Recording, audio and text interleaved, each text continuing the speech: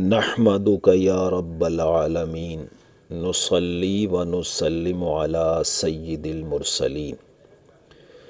قرآن حکیم کلاس میں آج ہم انشاءاللہ سورۃ الانعام کی آیت نمبر 145 تا 149 کو سمجھیں گے۔ گزشتہ آیات میں مشرکین عرب کی ان جہالتوں کو ذکر کیا گیا جن میں انہوں نے حلال چیزوں کو حرام قرار دے رکھا تھا۔ چونکہ کسی بھی چیز کو حرام ہونے کا حکم وحی الہی سے معلوم ہوتا ہے، اس لیے آگے اسی وحی الہی کی طرف متوجہ کیا جا رہا ہے۔ قُلْ لَا أَجِدُ فِي مَا أُوحِيَ إِلَيَّ مُحَرَّمًا عَلَىٰ طَاعِمٍ يَطْعَمُهُ۔ آپ صلی اللہ علیہ وسلم کہہ دیجئے، جو وحی میری طرف کی گئی ہے اس میں تو میں ایسی کوئی چیز نہیں پاتا جس کا کھانا کسی کھانے والے کے لیے حرام ہو۔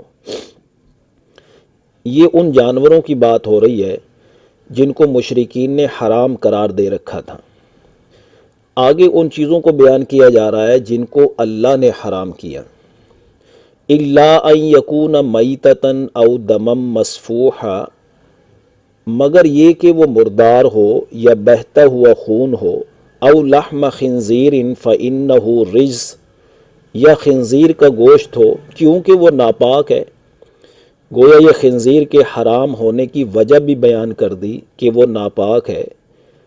آگے چوتھی چیز مذکور ہے جو حرام کی گئی، او فسقا اہل لغیر اللہ بہ، یا جو ایسا گناہ کا جانور ہو جس پر اللہ کے سوا کسی اور کا نام پکارا گیا ہو۔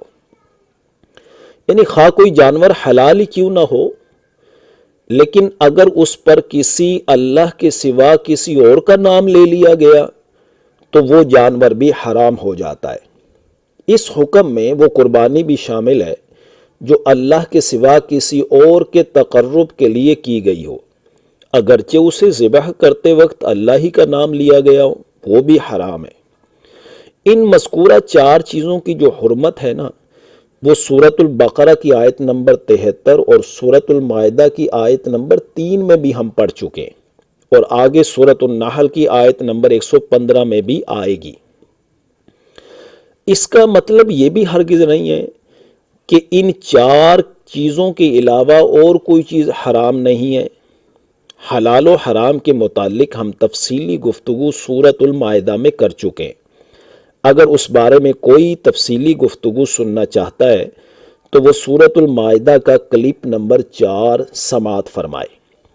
بہرحال اللہ تعالیٰ یہاں چار چیزوں کو حرام قرار دے کر آگے فرما رہے ہیں، فَمَنِ اضْطُرَّ، جو شخص انتہائی مجبور ہو جائے مذکورہ چیزوں کو کھانے پر، یعنی بے انتہا بھوک میں مبتلا ہو جائے اور حلال اشیاء میسر نہ ہو، تو جان بچانے کے لیے ان حرام میں سے بھی کھا سکتا ہے، لیکن اس کھانے کے لیے آگے دو شرطیں بیان کی جا رہی ہیں کہ غیر باغ ولا عاد، نہ طالب لذت ہو اور نہ ہی حدود سے تجاوز کرنے والا ہو، بس بقدر ضرورت کھا لے جس سے جان بچ سکتی ہو۔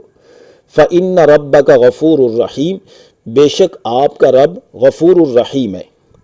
آگے فرمایا وَعَلَى الَّذِينَ هَادُوا حَرَّمْنَا كُلَّ ذِي ظُفُرٍ، اور یہودیوں پر ہم نے تمام ناخن والے جانور حرام کر دیے تھے، یعنی وہ جانور جن کی انگلیاں ہوتی ہیں جیسے اونٹ ہیں، پرندے ہیں۔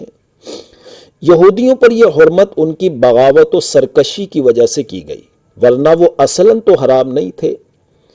آگے فرمائے وَمِنَ الْبَقَرِ وَالْغَنَمِ حَرَّمْنَا عَلَيْهِمْ شُحُومَهُمَا، اور گائے بکری کے اجزاء میں سے ان کی چربیاں ہم نے حرام کر دی تھی، إِلَّا مَا حَمَلَتْ ظُهُورُهُمَا أَوِ الْحَوَايَا أَوْ مَا اخْتَلَطَ بِعَظْمٍ، مگر وہ حرام نہیں کی تھی جو چربی ان کی پشت پر یا آنتوں پر لگی ہو یا جو ہڈی سے ملی ہو۔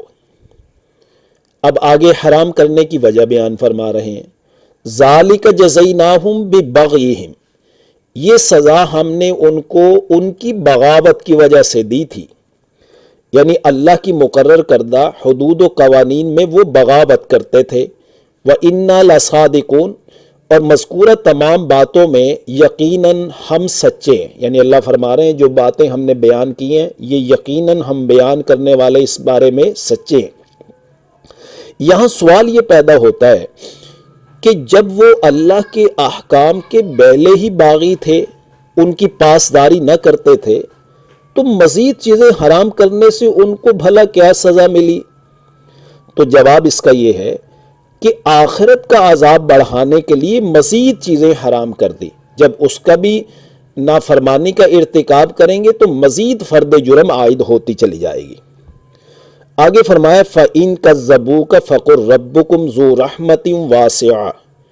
ان تمام تفصیلات کو سننے کے باوجود بھی یہ کافر اگر تمہیں جھٹلائیں تو کہہ دو تمہارا رب وسیع رحمت والا ہے۔